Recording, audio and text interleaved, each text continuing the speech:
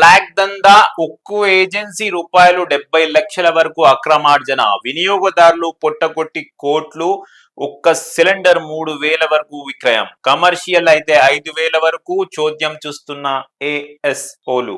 So gas ఏజెన్సీలు black దందా నిర్వహిస్తున్నారంట, ఒక్కో సిలిండర్ 3,000 వరకు విక్రయం చేస్తున్నారంట. అదే కమర్షియల్ అయితే డొమెస్టిక్ అయితే 3,000 వరకు అమ్ముతున్నారు, కమర్షియల్ అయితే 5,000 వరకు అమ్ముతున్నారంట. అయితే ఏఎస్ఓలు మాత్రం చూసి చూడనట్టు వ్యవహరిస్తున్నారని నమస్తే తెలంగాణలో రాశారు. మొన్న శ్మశాన వాటిక, నిన్న ఓ గోదాం, ఇప్పుడు ఓటీపీ మోసాలు.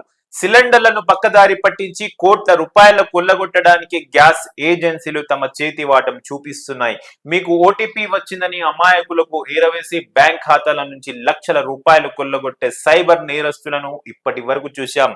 కానీ ఇప్పుడు అదే ఓటీపీ మోసాలతో గ్యాస్ సిలిండర్లను దోచుకుంటున్న వైనం కలకలం రేపుతున్నది.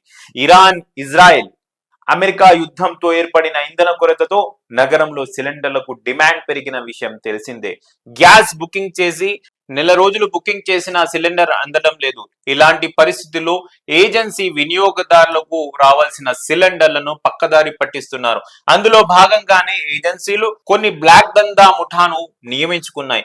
ఎవరైతే ఇప్పటికీ గ్యాస్ బుకింగ్ చేసుకున్నారో వారికి ఫోన్ చేసి ఓటీపీలు చెప్పాలంటూ అడుగుతున్నారు. సిలిండర్ వచ్చాక కదా ఓటీపీ చెబుతామంటే, లేదు ఓటీపీ చెబితేనే సిలిండర్ వస్తుంది, లేకపోతే క్యాన్సిల్ అవుతుందని అనడంతో చాలా మంది ఓటీపీలు చెప్పిస్తున్నారు.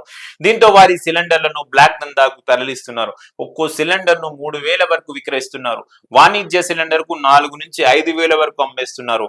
ఒక్కో ఏజెన్సీ రోజుకి ఇలా సరాసరి 50 నుంచి 70 గ్యాస్ సిలిండర్లను పక్కదారి పట్టిస్తున్నారు. అంటే ఈ లెక్కన ఒక్క ఏజెన్సీ సుమారు 2 లక్షల రూపాయలను బ్లాక్ మార్కెట్ లో కొల్లగొట్టుతున్నది.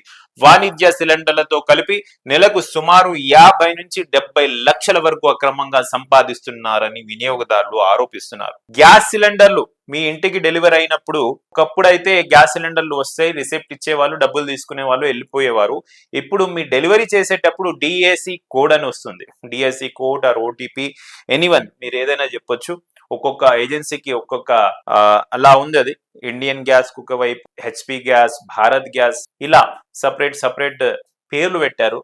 సో అది డెలివరీ చేసేటప్పుడు ఒక ఓటీపీ మనం చెప్తాము, మనకి ఎవరైతే డెలివరీ చేస్తారో డెలివరీ బాయ్ కి. సో అది చెప్పిన తర్వాత మనకు సిలిండర్ అక్కడ రిసీవ్ చేసుకున్నట్టు వాళ్ళ డీటెయిల్స్ లో వస్తుంది. కాకపోతే ఎప్పటి నుంచి అయితే ఇది ఇరాన్, అమెరికా, ఇజ్రాయెల్ వార్ అయితే మొదలైందో అప్పుడు సంక్షోభం ఏర్పడింది, గ్యాస్ సిలిండర్ల కొరత ఏర్పడింది. సో ఇప్పుడు గ్యాస్ సిలిండర్ చేస్తే 20-30 రోజులకు వస్తలేదు. కాకపోతే డెలివరీ వచ్చిన వారికి, కస్టమర్లకి, కన్జ్యూమర్ కి ఫోన్ చేసి మీ ఓటీపీ చెప్పండి అని కస్టమర్లని వేధిస్తున్నారంట. ఓటీపీ గ్యాస్ సిలిండర్ వచ్చిన తర్వాత కదా మేము ఓటీపీ చెప్పేది, ఇప్పుడు ఎందుకు చెప్తామని కస్టమర్లు ప్రశ్నిస్తే, కాదు ఓటీపీ చెప్తేనే గ్యాస్ సిలిండర్ వస్తుంది, లేకపోతే రాదు మీకు సిలిండర్ అని గ్యాస్ సప్లయర్స్ చెప్తున్నారంట. దయచేసి మీరు ఎవరు కూడా ఓటీపీలు చెప్పొద్దు.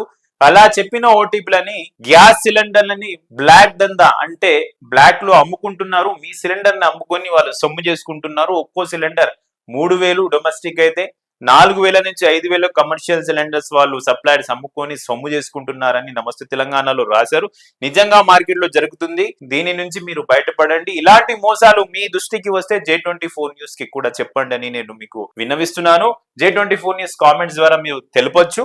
గ్యాస్ ఏజెన్సీలను పర్యవేక్షించాల్సిన ఏఎస్ఓలు ప్రేక్షక పాత్ర వహిస్తున్నారు. ఓవైపు కలెక్టర్ ఇంధన సరఫరా సరిపడా ఉందని చెబుతున్నా అందుకు నిరుద్ధంగా క్షేత్రస్థాయిలో ఏజెన్సీలు వ్యవహరిస్తున్నాయని, డిఏసి నంబర్లు వచ్చినప్పటికీ బిల్లింగ్ ప్రక్రియ పూర్తయిన సిలిండర్లు వినియోగదారులు ఇవ్వడం లేదంటూ ఇలా సమస్యలు వస్తున్నాయని, గ్యాస్ సిలిండర్ అందినాకే మీ ఓటీపీ చెప్పండి. అలాంటి మోసాలు మీ దృష్టికి వస్తే J24 న్యూస్ కి కూడా తెలపండి అని మీకు సవినయంగా వినిపిస్తున్నాను.